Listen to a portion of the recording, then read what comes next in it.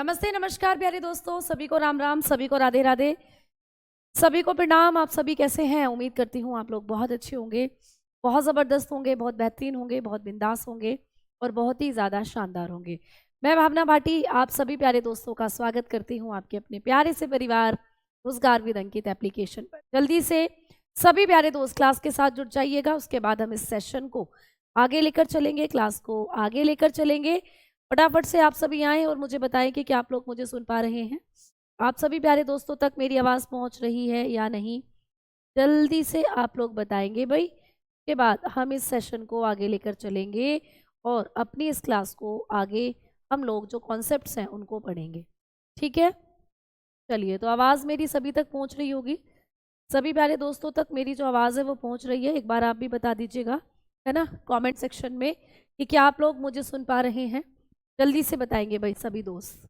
Good evening all of you. Anjali, Neha, Anshu, Rohit, Pooja, है ना, और आदित्य, मनोज, सचिन, शिवम, ये सब बच्चे हमारे साथ जुड़ चुके हैं। खुशबू, धर्मेंद्र, ज्योति, तो सभी बच्चे जो हैं एक बार बताएंगे कमेंट सेक्शन में कि क्या आप लोग मुझे सुन पा रहे हैं।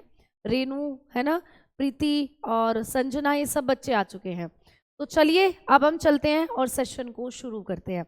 तो हम लोगों का जो टॉपिक चल रहा है, अच्छा, लाइव क्लास में कल एक बच्चे का मुझे जो रात क्लास हो रही थी ग्रुप डी की, उसमें मैसेज आया था कि लाइव क्लास में आवाज़ नहीं आती। ऐसा कुछ इशू है क्या? जल्दी से बताओ अब सभी दोस्त, भाई ऐसा कोई इशू है क्या? मेरे ख्याल से आवाज़ तो बिल्कुल पहुंच रही है सभी बच्चों तक, कोई इशू नहीं होगा, है ना। चलो तो भाई सेशन को अब जल्दी से हम लोग स्टार्ट कर लेते हैं और चीज़ों को हम लोग अच्छे से पढ़ लेते हैं। ठीक है, चलिए आज हम लोग कोशिश करते हैं कि ब्लैक बैकग्राउंड पर पढ़ें। ठीक है, चलो तो आओ सेशन को हम लोगों ने स्टार्ट करना। और टॉपिक चल रहा है रिप्रोडक्टिव सिस्टम। हम लोगों का टॉपिक चल रहा है रिप्रोडक्टिव सिस्टम, जिसको हम लोग क्या कहते हैं? प्रजनन तंत्र। जिसको हम लोग क्या कहेंगे दोस्त? प्रजनन तंत्र कहेंगे, यानी रिप्रोडक्टिव सिस्टम। इससे पहले हम अपने बहुत से सिस्टम जो हैं उनको कवर अप कर चुके हैं। ठीक है, इससे पहले हम लोग पढ़ चुके हैं आपकी बॉडी के अंदर दूसरे जो इम्पोर्टेंट सिस्टम है उनको, जैसे कि रेस्पिरेटरी सिस्टम, स्केलेटल सिस्टम, ठीक है, नर्वस सिस्टम, इन सबको हम लोग क्या कर चुके हैं? पहले पढ़ चुके हैं। अब हम रिप्रोडक्टिव सिस्टम को कर रहे हैं। तो यहाँ तक हमने बात करी थी कल की क्लास में कि आप लोगों का जो अलैंगिक जनन होता है ना, महोबा में वेलकम है। बिल्कुल बेटा, हाँ बिल्कुल, बस पहुँचेंगे ही हम महोबा आप लोगों के पास। 12 तारीख को यानी मंडे में एक मीटअप रखा गया है महोबा के अंदर। महोबा डिस्ट्रिक्ट के अंदर हमारी पूरी टीम, पूरी RW की कोर टीम पहुँच रही है। तो बिल्कुल मैं भी पहुँच रही हूँ। तो ये इन्फॉर्मेशन भी, अब एक बच्चे का मैसेज था तो मैं बता देती हूँ आप लोगों को कि आप लोगों की अब ये क्लास ट्यूसडे में होगी प्यारे दोस्त। ठीक है, ट्यूसडे में, क्योंकि कल सैटरडे है और संडे को हम लोग निकल रहे हैं। मंडे में मीटअप है, तो मंडे की रात को कहीं हम वापस आएंगे और ट्यूसडे की सुबह हम लोग पहुंचेंगे। ठीक है, तो ये क्लास आज के बाद आपकी कब होगी? ट्यूसडे में होगी प्यारे दोस्त। ठीक है, आप मेरा एक भी डाउट नहीं लेते बेटा, डाउट आपका होगा तो बिल्कुल लिया जाएगा। फिलहाल मैसेज आपका मुझे दिखाई दे रहा है। ठीक है, क्लियर। चलो अब हम लोग इसकी तरफ बढ़ते हैं कि जो रिप्रोडक्टिव सिस्टम है, प्रजनन तंत्र है, इसमें हमने कल की क्लास में जो अलैंगिक जनन होते हैं उनके बारे में पढ़ा था। भाई अलैंगिक जनन की विधियां, ये कल मैंने आप लोगों को पढ़ाया था। अलैंगिक जनन, असेक्सुअल रिप्रोडक्शन के बारे में हमने कल की क्लास में पढ़ लिया था। इनके जो मेथड है वो हमने पढ़ लिए थे। अब यहाँ से एक चीज और आप लोगों को पढ़नी है कि ये जो अलैंगिक जनन होता है, असेक्सुअल रिप्रोडक्शन जो था, इसमें मैंने आप लोगों को 5 मेथड कल की क्लास में बता दिए थे। आपने 5 मेथड को कर लिया था। कौन कौन से वो मेथड थे भाई? हमने पढ़ा था बाइनरी फिजन को, द्विविखंडन को, हमने पढ़ा था प्यारे दोस्तों मुकुलन यानी बडिंग को, हमने पढ़ा था खंडन यानी फ्रैगमेंटेशन को, हमने पढ़ा था वेजिटेटिव प्रोपगेशन यानी कि कायिक जनन या वनस्पतिक जनन को, और हमने पढ़ा था रीजनरेशन पुनः जनन को। ये सारी चीजें हमने कर ली थी, है ना। अब हम यहाँ पर एक और चीज लिखेंगे प्यारे दोस्त। अब हम यहाँ पर एक और पॉइंट लिखकर चलते हैं, बीजाणु जनन। बीजाणु जनन, तो अलैंगिक जनन के अंदर एक और विधि को हम लोग इंक्लूड करेंगे जिसको कहते हैं बीजाणु जनन, यानी कि spore reproduction. Spore reproduction, clear. अच्छा मैम, स्पोर्स क्या होते हैं? स्पोर्स होते हैं प्यारे दोस्त बीज के जैसी छोटी छोटी संरचनाएं। मैम बीज और बीजाणु में अंतर क्या है? तो बीज थोड़े भारी होते हैं और बीजाणु थोड़े से हल्के होते हैं। तो बहुत से जीव ऐसे भी हैं जो बीजाणु जनन द्वारा क्या करते हैं? जनन करते हैं, रिप्रोडक्शन करते हैं। ठीक है, क्लियर। टेक्नीशियन, यूट्यूब पर टेक्नीशियन तक पूरा सिलेबस करा देंगे। यूट्यूब पर तो नहीं प्यारे दोस्त, अभी तो हमारा यहीं पे फाउंडेशन बैच एप्लीकेशन में चल रहा है। बाकी एएलपी के लिए अगर आप पूछ रहे हो तो भाई वो क्लासेस चल रही हैं आपकी 13 तारीख से, तो वहाँ पूरी कोशिश रहेगी। ठीक है, चलिए अब देखो यहाँ पर कि ये जो बीजाणु जनन होता है मैम ये किसके अंदर होता है? तो बीजाणु क्या होते हैं? एक छोटी हल्की संरचना। ठीक है, तो आप लोग बताते हो कि बीजाणु छोटी हल्की संरचना होते हैं। बीजाणु छोटी हल्की संरचना होते हैं। ठीक है, मतलब बीज जो होगा बीज से भी हल्के होते हैं और बीज से भी छोटे। क्लियर। तो बीजाणु क्या होते हैं? छोटी और हल्की संरचना होती हैं जो बीजाणु होती हैं। क्लियर। तो आप लोग बताकर चलते हो कि spores are small and like structure, small and light structure. तो ये क्या होते हैं?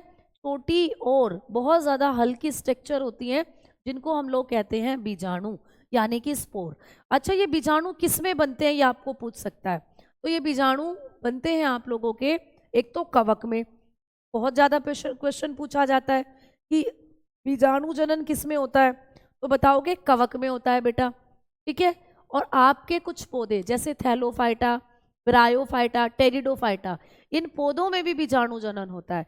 तो आप लोग बताएंगे कि बीजाणु जनन, आप लोग बताकर चलते हो कि बीजाणु जनन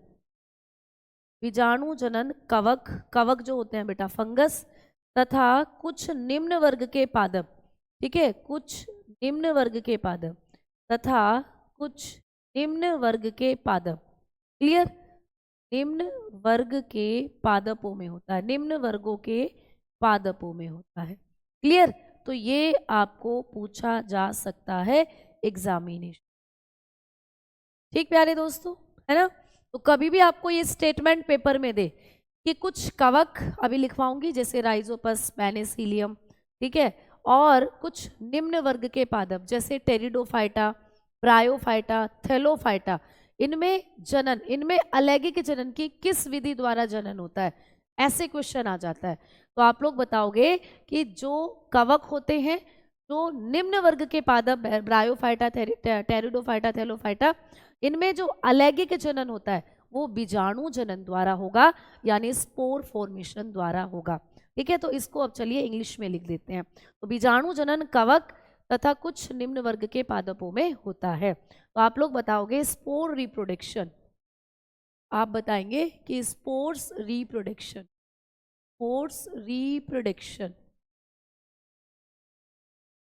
is found in fungus। भाई फंगस में होता है, ठीक है, fungus and some low category plant, some low category plant, ठीक है, लो कैटेगरी प्लांट।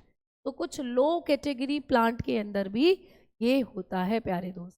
ठीक है, अब जैसे अगर आपको कभी भी पूछे कि कौन से ऐसे फंगस हैं जिनमें स्पोर फॉर्मेशन होता है, तो जब हम लोग उदाहरण के तौर पर बात करते हैं, जब हम एग्जाम्पल के तौर पर बात करेंगे, तो आप बताते हो कि कौन कौन से ऐसे कवक हैं जिनमें बीजाणु जनन होता है, कौन से ऐसे फंगस हैं जिनमें बीजाणु जनन होता है। एग्जामिनेशन में हमें कभी पूछ ले या जब भी पेपर में क्वेश्चन आता है तो किन कवक का नाम देकर पूछता है, तो बेटा सबसे ज्यादा पूछा गया क्वेश्चन है राइजोपस, सबसे ज्यादा पूछा गया क्वेश्चन है राइजोपस।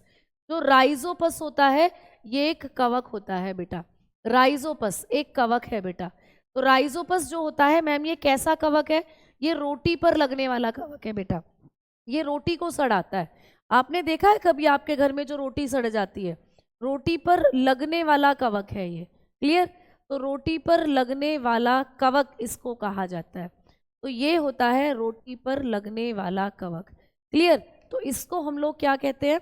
इसको हम लोग ब्रेड मोल्ड के नाम से जानते हैं, ब्रेड मोल्ड। और ये एग्जामिनेशन में क्वेश्चन आता है आपको कि रोटी पर लगने वाला कवक कौन सा होता है, तो राइजोपस होता है रोटी पर लगने वाला कवक। एक राइजोबियम बैक्टीरिया है, एक राइजोबियम जीवाणु है बेटा। एक बच्चा क्या कह रहा है कि मैम हिंदी में पढ़ाइए। अरे मेरे बच्चे, हिंदी में मैंने स्टेटमेंट लिख तो दिया, ये रहा। बीजाणु जनन कवक तथा कुछ निम्न वर्गों के पादपों में होता है। यहाँ बेटा जगह नहीं बची इंग्लिश में लिखने के लिए, इसीलिए मैंने ये स्टेटमेंट यहाँ लिख दिया इंग्लिश में। तो हिंदी में बता के तो चल रही हूँ बेटा, सारी चीजें हिंदी में लिख तो रहे हैं हम लोग। तो कहाँ दिक्कत आ रही है बताओ, है ना, कहाँ दिक्कत आ रही है प्यारे दोस्त? रोटी पर जो फफूंदी आ जाती है, हाँ बिल्कुल, उसी को कहते हैं हेमंत राइजोपस। बिल्कुल सही बात, ठीक है, तो बिल्कुल सही बात है ना। चलो, तो ये रोटी पर लगने वाला कवक होता है जो राइजोपस है। अब इस राइजोपस में कैसे जनन होता है ये आपको एग्जामिनेशन में आता है, तो आप बताते हो इसमें होता है बीजाणु जनन। तो देखो ये है, ये होता है राइजोपस, आपको नजर आ रहा है ना, ये है राइजोपस। अब देखो ये ब्रेड है, ब्रेड बाजार से खरीद के लाते हो ना ब्रेड। अब ब्रेड को जब तुम खाते नहीं हो तो ऐसे हरा हरा उस पर फंगस लग जाता है, सड़ जाता है ब्रेड। तो ये ब्रेड है, ये सड़ गई है ब्रेड, ये क्या हो गई, ये सड़ गई है। ब्रेड माने रोटी, मतलब रोटी बोल देते हो, ये सड़ गई है। तो इस पर ये जो कवक लग रहा है ना, ये राइजोपस होता है। ये कौन सा कवक है बेटा, राइजोपस। अब जब ये राइजोपस अपनी जनसंख्या को बढ़ाएगा, अपने जैसे दूसरे कवक का निर्माण करेगा, तो कैसे करेगा? अगर इस राइजोपस को माइक्रोस्कोप में देखोगे तो इसमें आपको ऐसी स्ट्रक्चर नजर आएगी, ऐसा दिखता है राइजोपस, ऐसी संरचनाएं नजर आएंगी। और ये संरचना क्या है, ये एक थैली के जैसी संरचना जिसको स्पोरोगोनियम कहते हैं। क्या कहते हैं बेटा? स्पोरोगोनियम, स्पोरोगोनियम कहते हैं बेटा इसको। इस संरचना को कहते हैं स्पोरोगोनियम। मैम इसमें क्या होता है, इसी में स्पोर बनते हैं बेटा, इसी में बीजाणु बनते हैं। तो बीजाणु कौन सी संरचना में बनते हैं? आप बताओगे कि बीजाणु जो होते हैं वो स्पोरोगोनियम में बनते हैं। तो ये जो तुम्हें यहाँ पर थैली की जैसी संरचना दिख रही है, ये क्या है? स्पोरोगोनियम है बेटा। क्या है ये? स्पोरोगोनियम। इसमें क्या होता है? स्पोरोगोनियम में बीजाणु बनते हैं, और यही बीजाणु फैल जाते हैं इधर उधर, और यही फंगस पूरी रोटी पर फैल जाता है। फिर पूरी रोटी पर, क्या एकदम से पूरी रोटी पर फंगस लग जाती है क्या? आप कहते हो नहीं मैम, पहले रोटी पर छोटी सी फंगस लगती है, फिर अगर हम उसको ऐसे ही रहने दें तो धीरे धीरे वो पूरी रोटी पे लग जाती है, और धीरे धीरे रोटी के आसपास जो भी चीज होगी, कोई कपड़ा या कोई सब्जी, उस पर भी लगनी शुरू हो जाएगी, और धीरे धीरे आपकी पूरी किचन में फैल जाएगी इस तरीके से, जहां भी वहां फंगस वाली जो चीजें होंगी, है ना। देहाती लैंग्वेज में काई, काई अलग होती है बेसिए। काई बेटा गीली जगह पर लगती है, जैसे नल के नीचे कोई जगह है, काई उस पर लग जाती है, ये होती है फंगस, ठीक है। ये होती है फफूंद, रोटी सड़ जाती है जब उस पर फफूंद लग जाती है, या आपके बिस्किट्स पर भी लग सकती है, या आपके किचन में कोई दूसरी खाने की चीज पड़ी है उस पर भी लग सकती है। बेसिकली रोटी पर ज्यादा लगती है, ठीक है।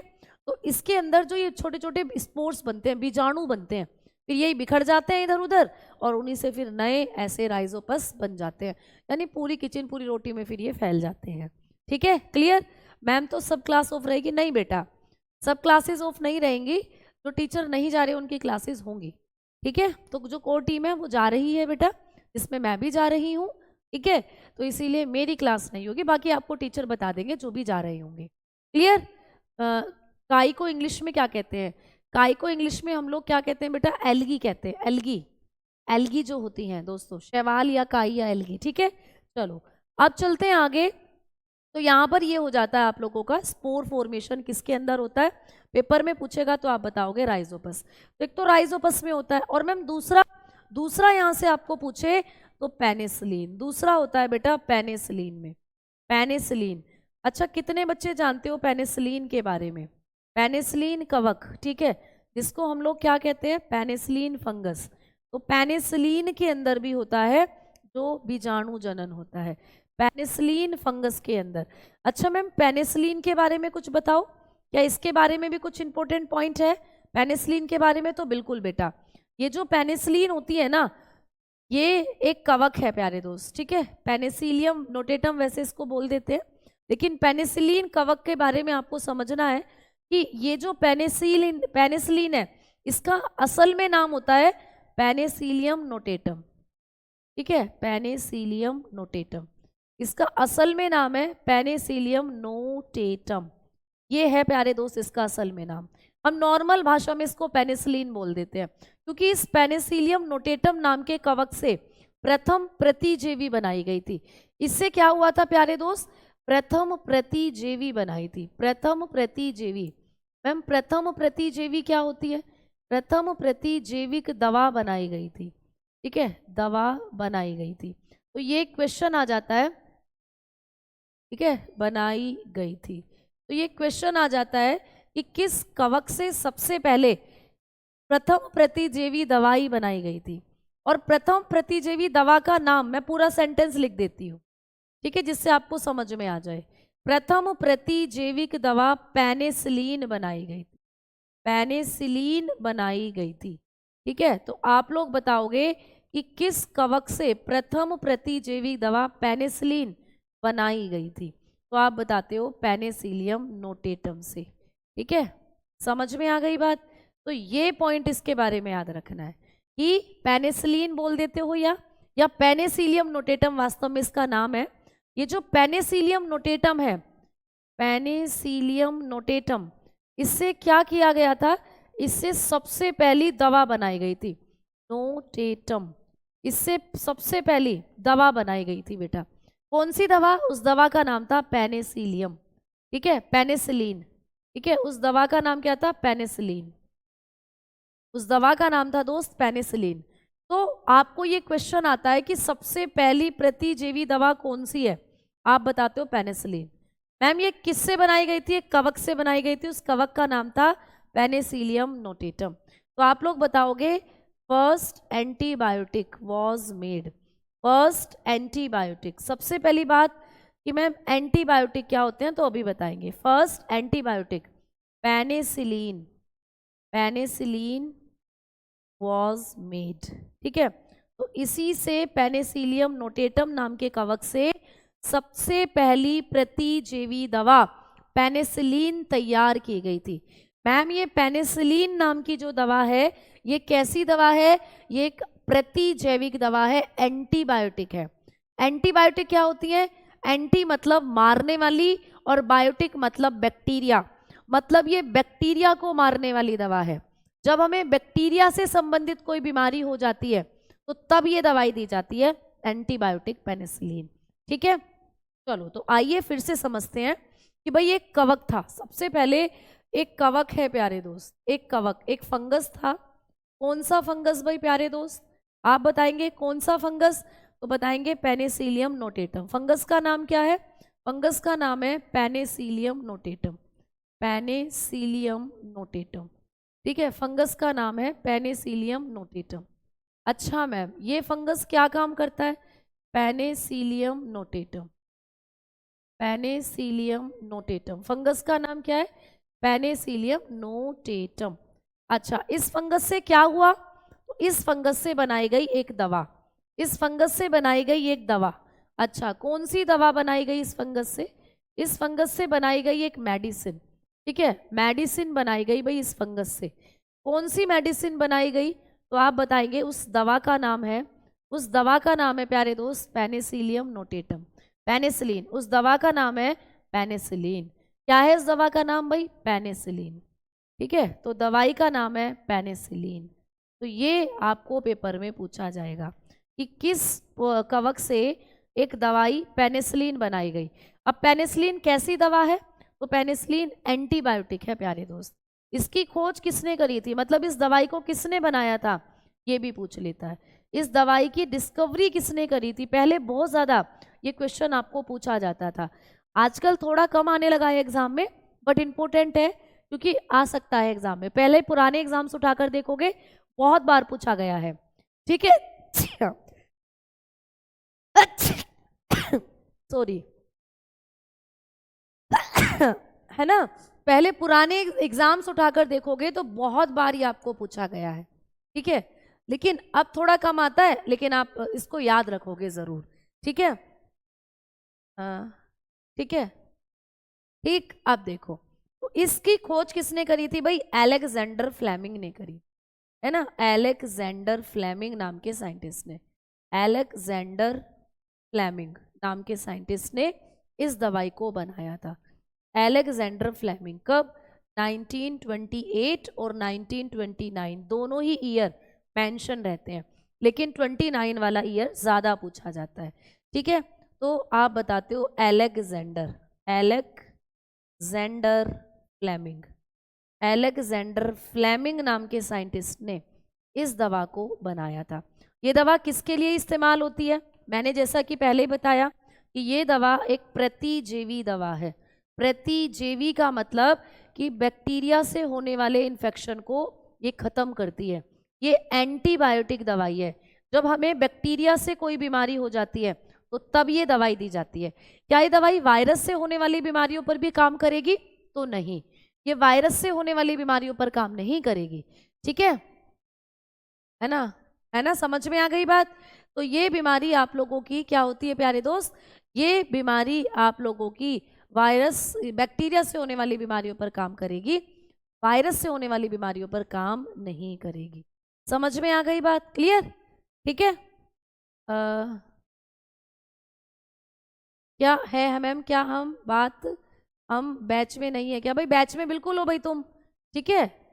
अमीबा जिंजीवेलिस जीवाणु के कारण, बेटा अमीबा जिंजीवेलिस तो एक प्रोटोजोआ है, वो तो एक प्रोटोजोआ है, उसकी वजह से तो हमारे मुख में पायरिया होता है। पायरिया नाम की बीमारी हो जाती है, दांतों में पायरिया हो जाता है बेटा। ठीक है, वो तो एक प्रोटोजोआ है। जीवाणु से कौन सी बीमारी होती है? ठीक है जीवाणु से कौन सी बीमारी? जैसे प्लेग हो जाता है, टाइफाइड हो जाता है, हेजा हो जाता है, टेटनस हो जाता है, या जो भी आपके अंदर बैक्टीरिया से होने वाली बीमारियां हैं उनमें ये एंटीबायोटिक दवाइयां दी जाती हैं। ठीक है, और पेनिसिलिन सबसे पहले बनी थी, सेकेंड वर्ल्ड वॉर चल रहा था उस दौरान ये दवाई बनाई गई थी। ठीक है, तो किसने बनाई थी? अलेक्जेंडर फ्लेमिंग ने बनाई। समझ में आ गई बात? क्लियर? चलो अब हम लोग आगे बढ़ते हैं और आगे बात करते हैं। बेटा ईयर दोनों दिए होते हैं, लेकिन आपको ज़्यादातर 1929 बार, ज़्यादातर बार पेपर में ये ईयर दिया हुआ है। दोनों में से कोई एक पेपर में दिया हुआ होगा, या दोनों को डैश लगाकर ऐसे करके देगा आपको। ठीक है, क्लियर है ना? चले आगे। चलो भाई अब आ जाओ, अब चलते हैं आगे की तरफ कि मैम स्पोर्स फॉर्मेशन जो होगा, आपने हमें बताया कि ये दोनों ऑप्शन में बहुत ज़्यादा आते हैं, ये तो बहुत बार आया, इस पे तो डबल स्टार लगा लेना कि राइजोपस में जनन किस प्रकार होता है। तो आप आंसर लगा के आते हो बीजाणु जनन होता है राइजोपस में। ठीक है, क्लियर? चलो अब चलते हैं आगे की तरफ, अब चलते हैं आगे की तरफ। ठीक है, सुमित जी तुम्हें क्या समझ नहीं आया बच्चा, एक बार बताएंगे क्या समझ नहीं आया? सुमित, अभी अभी मैंने आपको कहा कि भैया हम अलैंगिक जनन पढ़ रहे हैं, असेक्सुअल रिप्रोडक्शन, पिछली 3 क्लासेस से यही चल रहा है, तो आपको जरूर समझ में आया होगा। फिर हमने बात करी कि अलैंगिक जनन बीजाणु द्वारा भी होता है। बीजाणु क्या होते हैं? बीजाणु एक बहुत हल्की और बहुत छोटी संरचना, बीज देखें, बीज सीड, तो बीज से भी हल्की और बीज से भी छोटी संरचना होती है बीजाणु। ठीक है, तो ये किस में बनते हैं बीजाणु? तो बीजाणु जनन कवक में होता है बेटा, कवक। जैसे अभी मैंने बताया पेनिसिलिन और राइजोपस एक कवक है, फंगस है। और कुछ निम्न वर्ग के पादप, अब निम्न वर्ग के पादप लो कैटेगरी के प्लांट कौन से होते हैं? अभी हम वही लिखने वाले हैं कि लो कैटेगरी के जो प्लांट होते हैं ये होते हैं आप लोगों के टेरिडोफाइटा, है ना, ब्रायोफाइटा और टेरिडोफाइटा। अब हम लिखने वाले हैं कि लो कैटेगरी प्लांट, लो कैटेगरी प्लांट जो होते हैं, यानी कि ऐसे प्लांट जो निम्न वर्ग के होते हैं। तो भाई निम्न वर्ग के पादप कौन कौन से होते हैं? निम्न वर्गों के पादप, तो निम्न वर्गों के पादप में जनन कैसे होता है, ये क्वेश्चन आ सकता है आपको पेपर में। तो निम्न वर्ग के पादप होते हैं ऐसे पादप जिन पर फूल फल पत्ती कुछ भी नहीं खिलते, ना फूल आते ना फल आते, मतलब बहुत बहुत लो कैटेगरी के प्लांट हैं। तो निम्न वर्ग के पादप होते हैं, एक तो थैलोफाइटा, आप बताओगे थैलोफाइटा, तो थैलोफाइटा में बीजाणु जनन होता है बेटा। तो कभी आपको क्वेश्चन आ जाए कि जो थैलोफाइटा होते हैं इनमें किस प्रकार का जनन होता है, तो बीजाणु से होता है। ठीक है, दूसरा ब्रायोफाइटा, कभी आपको पूछ ले ब्रायोफाइटा जो होते हैं इनमें जो जनन होता है वो कैसे होता है, तो बताओगे बीजाणु जनन इनके अंदर भी होता है प्यारे दोस्त। ठीक है, और तीसरे हो जाते हैं टेरिडोफाइटा, तीसरे हो जाते हैं प्यारे दोस्त टेरिडोफाइटा। ठीक है, तो इनमें भी बीजाणु के द्वारा जनन होता है, टेरिडोफाइटा। तो ये हो जाते हैं आप लोगों के टेरिडोफाइटा, तो ये हो जाते हैं प्यारे बच्चा आप लोगों के लो कैटेगरी के प्लांट। तो इनमें भी आपको कभी पेपर में ऐसे आ जाए कि थैलोफाइटा, ब्रायोफाइटा, टेरिडोफाइटा में किस प्रकार अलैंगिक जनन होता है। हम यहाँ बात किसकी कर रहे हैं बेटा? अलैंगिक जनन की। तो जब पेपर में आपको पूछे कि टेरिडोफाइटा, ब्रायोफाइटा में किस प्रकार का अलैंगिक जनन पाया जाता है, किस प्रकार का असेक्सुअल रिप्रोडक्शन होता है, तो जब बात अलैंगिक जनन की चल रही हो तो आप लोग फिर बताओगे कि इनमें स्पोर यानी बीजाणु जनन होता है, जैसा कि मैंने पीछे लिखवा दिया। तो यहाँ पर ये क्वेश्चन में जरूर पढ़ना है कि लैंगिक जनन पूछ रहा है या अलैंगिक, क्योंकि इनमें लैंगिक जनन भी होता है, इनमें नर और मादा भी बनते हैं। तो नर और मादा तो सेक्सुअल रिप्रोडक्शन में आप पढ़ोगे, लेकिन फिलहाल हम जो पढ़ रहे हैं वो अलैंगिक जनन की विधि पढ़ रहे हैं। अलैंगिक जनन की किस विधि द्वारा इनमें जनन होता है तो आपने पीछे पढ़ लिया था, एक बार फिर से लिख देती हूँ, बीजाणु जनन। तो जब ये अलैंगिक रूप से असेक्सुअली ये अपने आप की जनसंख्या को बढ़ाते हैं तो इनमें कैसा जनन होगा प्यारे दोस्त? स्पोर फॉर्मेशन होता है या स्पोर रिप्रोडक्शन होता है। बात समझ में आई या नहीं आई? जल्दी से बताएंगे सभी दोस्त, बात समझ में आई या नहीं? फटाफट से बताओ भाई। अब क्लियर हो गया ना, है ना? तो अब हम चलते हैं आगे की तरफ। तो ये होते हैं लो कैटेगरी के प्लांट। इनमें आपको जड़, तना, पत्ती कहीं दिखते ही नहीं है, ना इन पर फूल आते। जब फूल नहीं आ रहे हैं तो मैडम इनके अंदर जो ज्यादातर अलैंगिक जनन की विधि होती है, लेकिन कभी कभी इनमें जो स्पोर होते हैं वो स्पोरोफिटिक और गैमेटोफिटिक अवस्था में बदल जाते हैं, तो इनमें लैंगिक जनन हो सकता है। वो हम आगे पढ़ेंगे, अभी आपको यहाँ कंफ्यूज नहीं होना इनके बारे में। सिर्फ इतना समझना कि जब भी इन पौधों में आपको अलैंगिक जनन पूछे कि कैसे होता है तो आंसर ठोक कर आओगे स्पोर रिप्रोडक्शन, आंसर ठोक कर आओगे बीजाणु जनन होता है इनमें, बीजाणु जनन होता है इनमें। ठीक है, चलो अब चलते हैं आगे। और अब आपका अलैंगिक जनन हुआ कंप्लीट। अब हम बढ़ेंगे आपके कहाँ? अगले पॉइंट की तरफ, जिसका नाम है सेक्सुअल रिप्रोडक्शन। अब हम बात करेंगे किसकी? सेक्सुअल रिप्रोडक्शन की। अब हम पढ़ेंगे अलैंगिक जनन के बाद लैंगिक जनन पर। अब हम हेडिंग डालेंगे लैंगिक जनन। ठीक है, अब पढ़ेंगे दोस्तों क्या? लैंगिक जनन। अब हम बात करेंगे लैंगिक जनन की, यानी कि एक ऐसा जनन है ना जिसमें नर और मादा की आवश्यकता होती है, जो कि जंतुओं में होता है, जो कि इंसानों में होता है, जो कि हमारे जैसे जितने भी स्तनधारी हैं, मेंढक हैं, मछली हैं, मैं बता ही चुकी हूँ। निषेचन हमने पढ़ा था, बाह्य निषेचन, लेकिन रिप्रोडक्शन था तो सेक्सुअल ही ना, थे तो नर और मादा ही ना वहां पर। ठीक है ना, है ना भाई? क्लियर? हाँ जी सारिका प्यारे दोस्त, बिल्कुल। अभी आगे हम जल्दी ही आपके प्रैक्टिस सेशन भी शुरू करेंगे, तो प्रैक्टिस सेट भी आप जरूर लें। अच्छा, एएलपी के लिए हमारे कुछ प्रैक्टिस सेशन चलने वाले हैं, कुछ क्लासेस आपकी यूट्यूब पर चलने वाली है 13 तारीख से, तो आप लोग भी उन क्लासेस के साथ ज़रूर जुड़ जाइएगा। 11 बजे बायोलॉजी का और केमिस्ट्री का सेशन मैं वहाँ पर लिया करूँगी आपका। 3 दिन बायो, 3 दिन सॉरी बायोलॉजी का सेशन मैं लूँगी वहाँ पर आपका, तो आपको ऐसे जो है चीज़ें वो करनी है। ठीक है, तो 13 तारीख से हम लोग सेशन को शुरू। क्लियर है ना? अब बताओ, ये तो पढ़ा दिया है मैम, कहाँ पढ़ा दिया है? सेक्सुअल रिप्रोडक्शन कहाँ पढ़ाया है? अभी तो पढ़ोगे ना। सेक्सुअल रिप्रोडक्शन में क्या होता है? ऐसा जनन जहां नर और मादा की जरूरत होती है। सेक्सुअल लैंगिक जनन की कोई विधियां नहीं है। लैंगिक जनन को करने के लिए एक नर चाहिए, एक मादा चाहिए। तो आप लोग लिखोगे कि ऐसा जनन, आप लोग बताएंगे ऐसा जनन जहां नए जीव की उत्पत्ति के लिए, नए जीव की उत्पत्ति के लिए किसकी आवश्यकता होती है दोस्तों? नए जीव की उत्पत्ति के लिए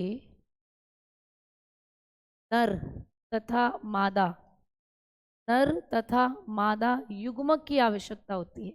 ठीक है, नर तथा मादा युग्मक की आवश्यकता होती है। अच्छा, ये सेम स्टेटमेंट पेपर में आ सकता है। ठीक है, ये सेम स्टेटमेंट आपको एग्जामिनेशन में पूछा जा सकता है कि भाई एक ऐसा जनन जिसको करने के लिए नर, या जिसको एक ऐसा जनन जिसमें नए जीव की उत्पत्ति के लिए नर और मादा युग्मकों की आवश्यकता होती है, उसे क्या कहते हैं? उसे कहते हैं सेक्सुअल रिप्रोडक्शन। तो बताएंगे रिप्रोडक्शन आप लोग बताएंगे reproduction, reproduction in which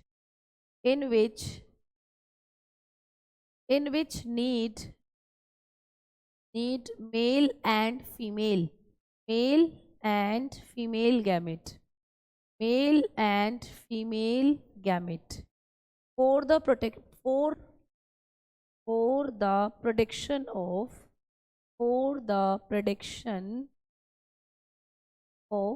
new offspring, ठीक है, या न्यू ऑर्गेनिज्म। तो भाई नए जीव की उत्पत्ति के लिए जब नर और मादा की जरूरत होती है तो उसी को कहा जाता है लैंगिक जनन। अब आ जाइए बात करेंगे। दीपेंद्र, आपका कमेंट मुझे दिखाई दे रहा है, ठीक है दीपेंद्र। अब चलते हैं आगे।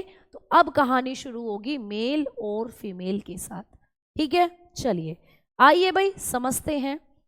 एक मेल, ठीक है, यहां पर मैंने कहा भाई एक मेल है, क्लियर। ये है दोस्तों एक मेल एंड यहाँ है एक फीमेल, ठीक है। यानी कि मेल को कहते हैं बेटा नर, ठीक है, नर, और फीमेल को कहते हैं बच्चा मादा। तो यहाँ पर एक मादा है और एक नर है, ठीक है। समझ में आ गई बात? मेरे साथ साथ बताते चलना, आपने सब पढ़ा हुआ है, आपने ये सब पढ़ा हुआ है, मैंने आपको सब बता रखा है, ठीक है। तो भाई एक नर है एक मादा है। अब नर में क्या बनेंगे ये बताओ मुझे, है ना।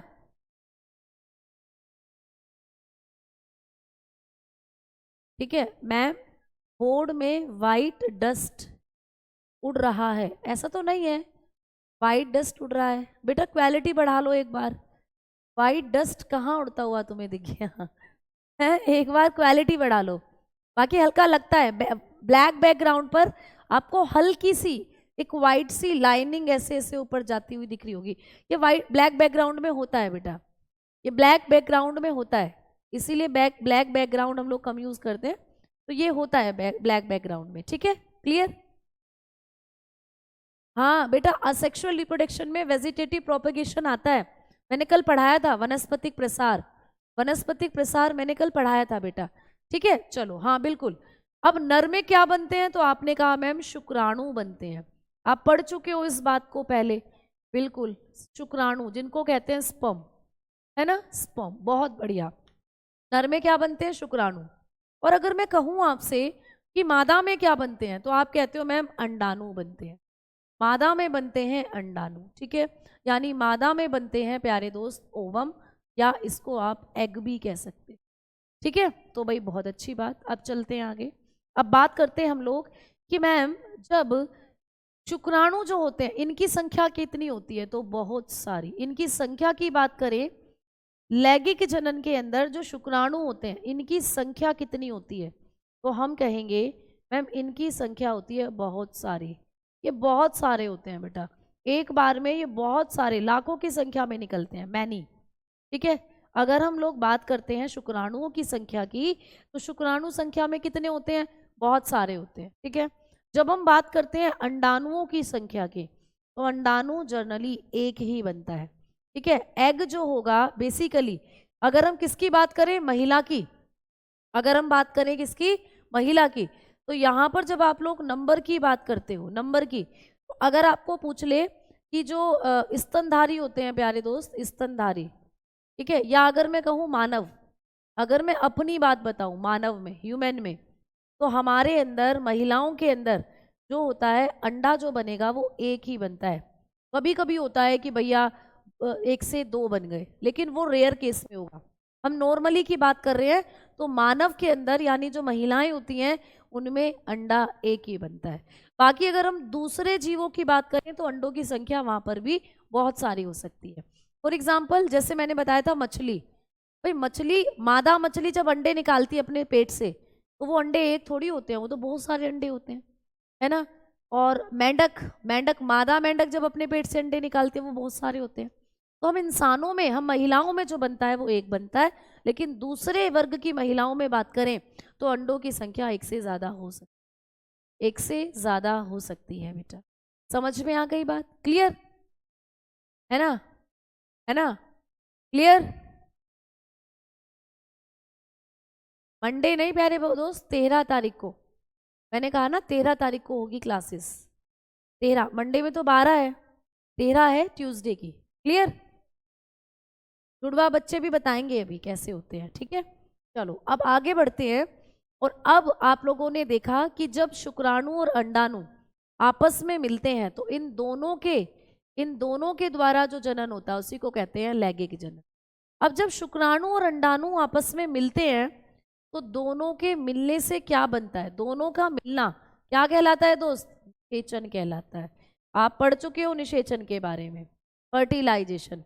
शुक्राणु और अंडाणु का मिलना क्या कहलाता है? फर्टिलाइजेशन कहलाता है, निषेचन कहलाता है, ठीक है। और निषेचन के बाद किसका जन्म होता है? निषेचन के बाद बनती है प्यारे दोस्त, आप बताते हो, एक कोशिका। निषेचन के बाद एक कोशिका का जन्म होता है। एक कोशिका बनती है यानी कि सिंगल सेल बनती है, ठीक है। क्या बनती है? Single cell.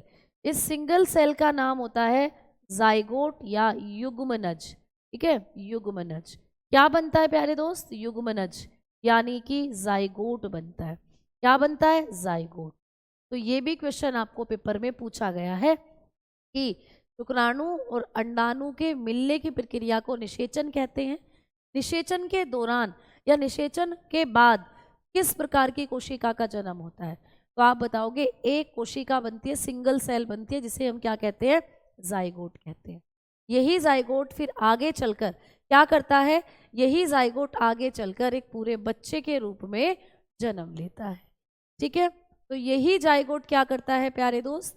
आगे चलकर एक पूरे बच्चे के रूप में जन्म लेता है, ठीक है। तो चलो मैं आपको दिखाती हूँ, दिखाने की कोशिश करती हूँ कि किस तरीके से जो जाइगोट होता है वो आपकी बॉडी के अंदर एक सेल के रूप में काम करता है। देखो, मान लीजिए ये एक जाइगोट है, ये क्या है? एक जाइगोट। या ऐसे समझिए कि ये शुक्राणु है और ये अंडाणु है, ठीक है। अब शुक्राणु और अंडाणु जब आपस में फ्यूज्ड होते हैं तो इन दोनों के मिलने से बनती है एक कोशिका, इस तरीके से।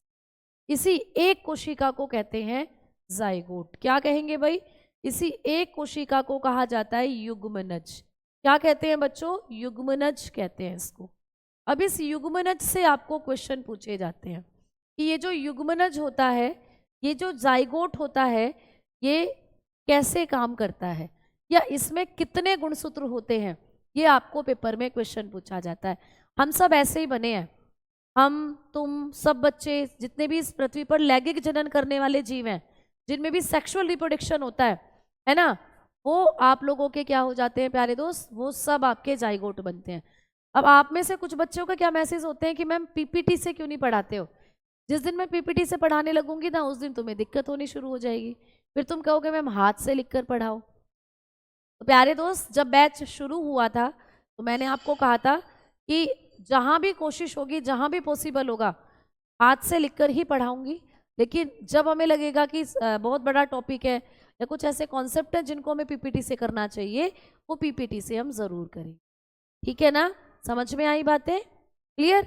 अब चलो, तो इस जाइगोट से क्वेश्चन पूछे जाते हैं। तो सबसे पहले हम लोग बात करते हैं जाइगोट के बारे में। पहला पॉइंट कि भाई ये कैसा होता है, तो आप लोग बताओगे एक कोशिकीय है।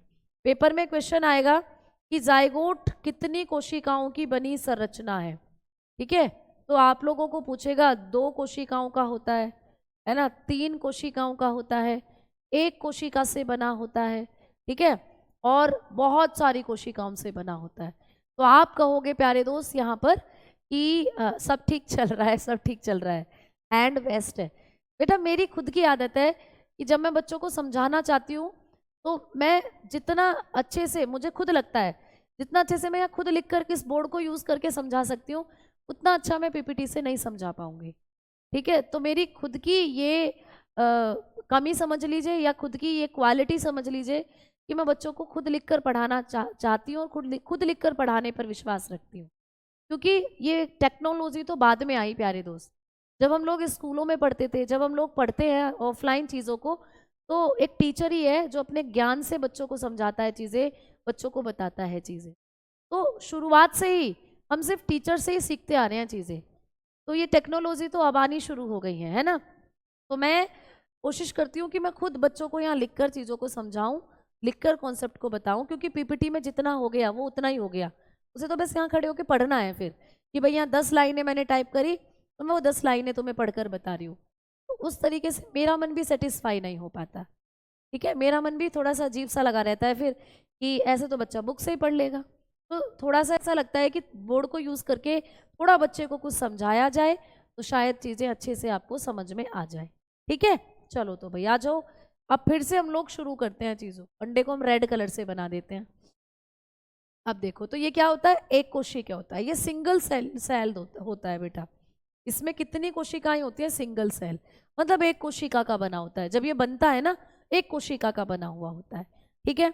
फिर ये धीरे धीरे अपने आप में विभाजन करता है, धीरे धीरे इसमें 1 से 2, 2 से 4, 4 से 8, 8 से 16, 16 से 32 ऐसे कोशिकाओं का जन्म होता है। फिर ऐसे इसमें कोशिकाओं का क्या होता है प्यारे दोस्त, जन्म होता है, ठीक है ना। अब देखो यहाँ पर दूसरा पॉइंट, इसके बारे में भी समझाऊंगी। तो अभी तो लिख लिया ना कि ये सिंगल सेल होता है, कोशिका का बना है। इसमें गुणसूत्रों की संख्या पूछ लेता है, गुणसूत्र संख्या कितनी होती है जाइगोट के अंदर, भाई इसमें गुणसूत्रों की संख्या कितनी होती है ना। क्रोमोसोम नंबर पूछ लेता है बेटा, क्रोमोसोम नंबर, इसके अंदर गुणसूत्रों की संख्या कितनी होती है ये पूछ लेता है। अच्छा देखो, गुणसूत्रों की संख्या आप बताना, क्योंकि पेपर में ऐसे क्वेश्चन आएगा कि एक नर शुक्राणु में कितने गुणसूत्र होते हैं, आप बताते हो कि मैम एक नर जो शुक्राणु है उसके अंदर 23 गुणसूत्र, और एक मादा शुक्राणु में भी, मादा अंडाणु में भी 23 गुणसूत्र होते हैं। दोनों के निषेचन के फलस्वरूप बनी एक कोशिका जिसे जाइगोट कहते हैं, इसमें गुणसूत्रों की संख्या कितनी होती है। मतलब क्या कह रहा है क्वेश्चन कि जो ये शुक्राणु है इसमें भी 23 गुणसूत्र हैं, और ये जो अंडाणु है इसमें भी 23 गुणसूत्र हैं। भाई आपसे अगर मैं क्वेश्चन पूछूं कि आपकी पूरी बॉडी के अंदर जो कोशिकाएं हैं, पूरी बॉडी में जितनी भी कोशिकाएं हैं उनमें गुणसूत्रों की संख्या कितनी है, बताएगा कोई बच्चा।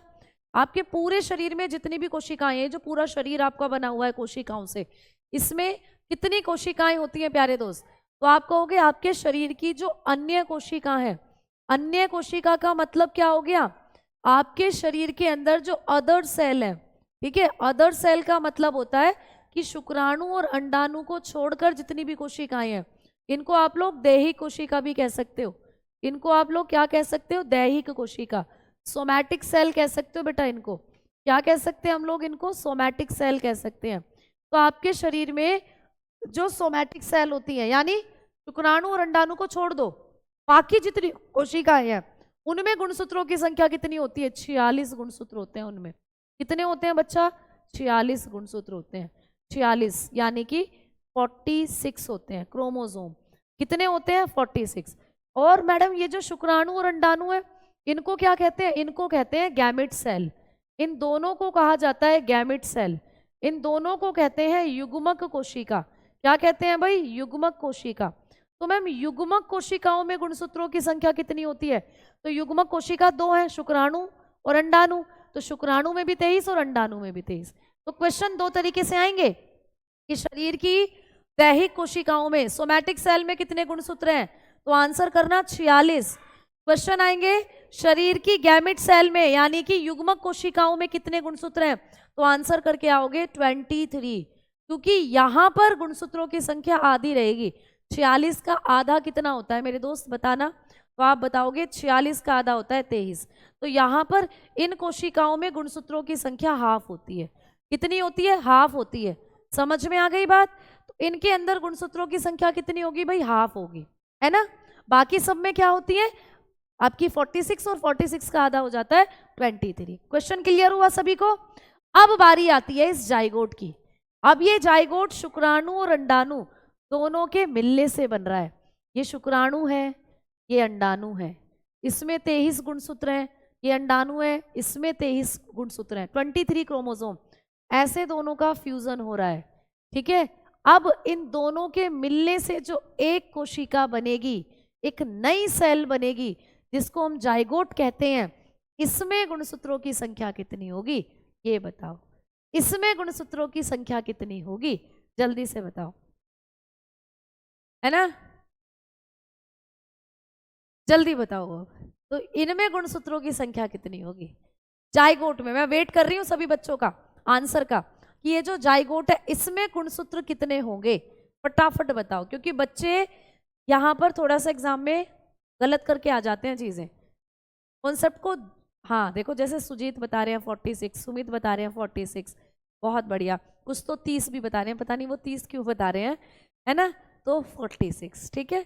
और बिल्कुल बच्चे ऐसा ही करके आते हैं पेपर में, जब भी क्वेश्चन आता है कि शुक्राणु और अंडाणु के मिलन से, शुक्राणु में 23 गुणसूत्र, अंडाणु में 23 गुणसूत्र, दोनों के मिलने से बने, है ना, दोनों के मिलने से जो जाइगोट बनता है, इसके पास कुल गुणसूत्रों की संख्या कितनी होती है, तो हम लोग बताएंगे 46, बिल्कुल सही बात, ठीक है। कितने गुणसूत्र होते हैं इसके पास, 46, कि 23 ये शुक्राणु से लेगा और 23 ये अंडाणु से लेगा।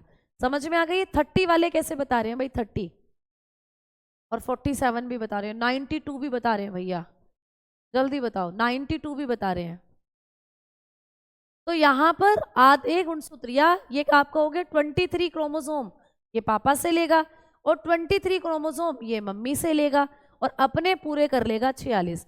भाई एक बच्चे में कितने गुणसूत्र होते हैं, एक इंसान के बच्चे में कितने गुणसूत्र हैं, 46 ही तो है। ये जाइगोट आगे चलकर बच्चा ही तो बनेगा, ये बेबी तो बनेगा, ये जाइगोट तो भाई इंसान का बच्चा है। इंसान के बच्चे में कितने गुणसूत्र होंगे, 46 ही तो होंगे। कैसे 46 आए भैया, 23 पापा से ले लिए, 23 मम्मी से ले लिए, अपने 46 पूरे कर लिए। तो पेपर में ये क्वेश्चन आपको पूछा जाता है। अब कई बार बच्चे क्या कंफ्यूज हो जाते हैं कि आप सोचते हो कि हमारे अंदर 46 क्रोमोसोम है, 46 पापा में है, 46 मम्मी में है, तो इसमें जाइगोट में हो जाते होंगे कितना, 4 6 12 यानी 92 हो जाते होंगे। 92 नहीं होंगे भाई, 46 तो आपकी बॉडी की अदर सेल में है, जबकि यहाँ ये जाइगोट तो शुक्राणु और अंडाणु के मिलने से बन रहा है।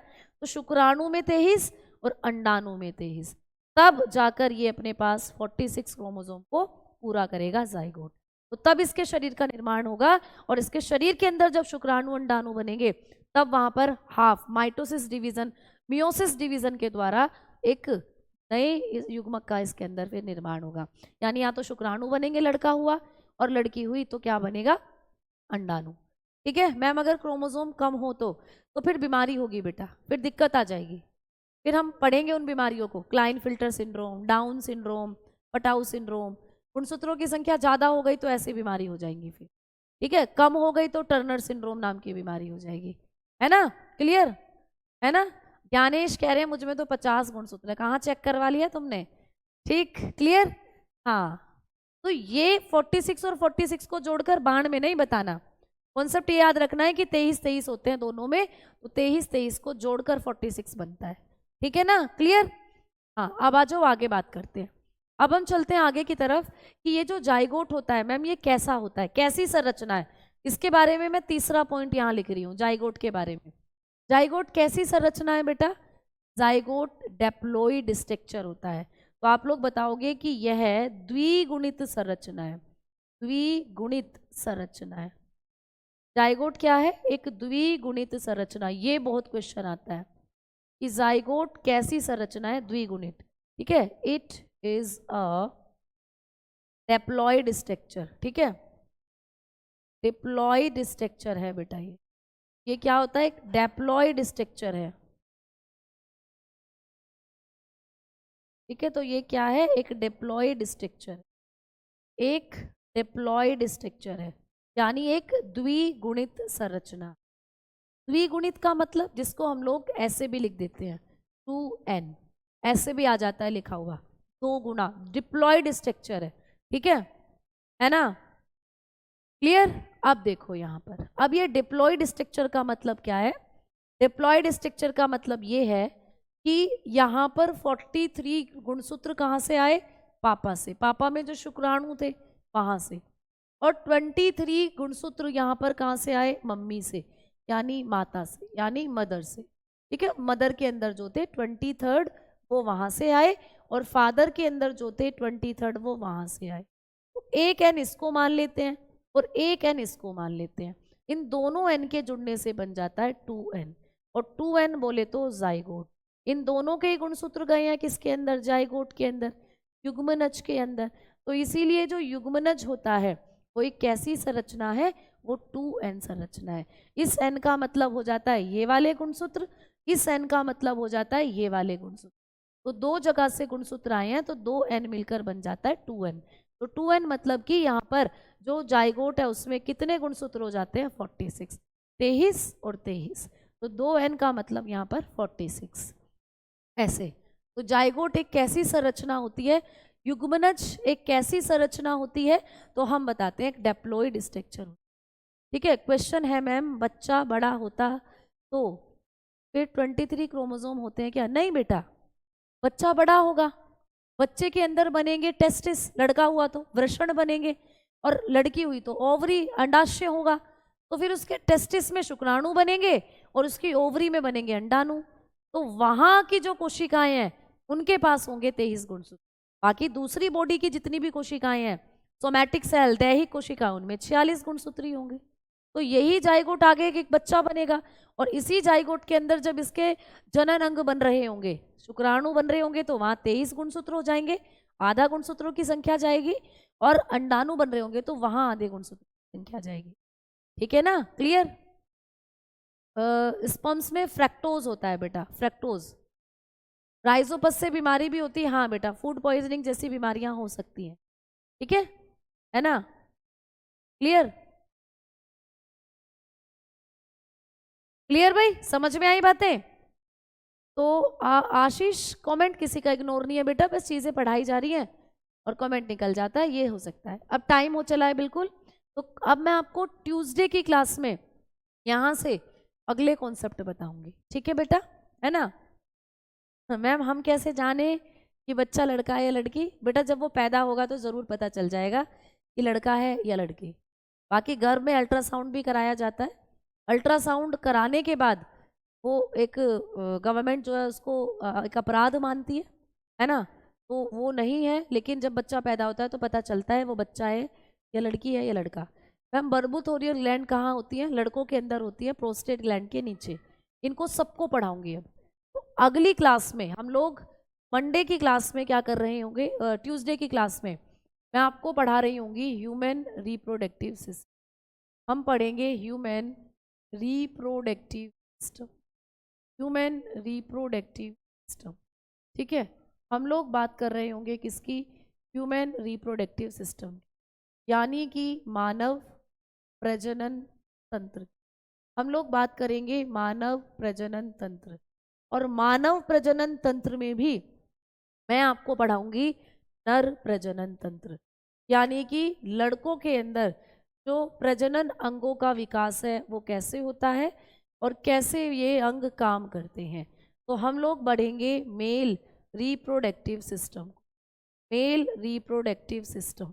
ठीक है, समझ में आई बात? तो हम लोग पढ़ेंगे मेल रिप्रोडक्टिव सिस्टम को। और प्यारे दोस्तों, मैंने क्विज अपलोड करवा दी है आप लोगों को रेस्पिरेटरी सिस्टम की, उस क्विज को कल लगाइएगा आप लोग। ठीक है, तो वर्कशीट मैंने अपलोड करवा दी है, वो वर्कशीट है, उस वर्कशीट को सोल्व करिएगा। ठीक है, चलो तो मिलते हैं अब हम नेक्स्ट क्लास में, है ना?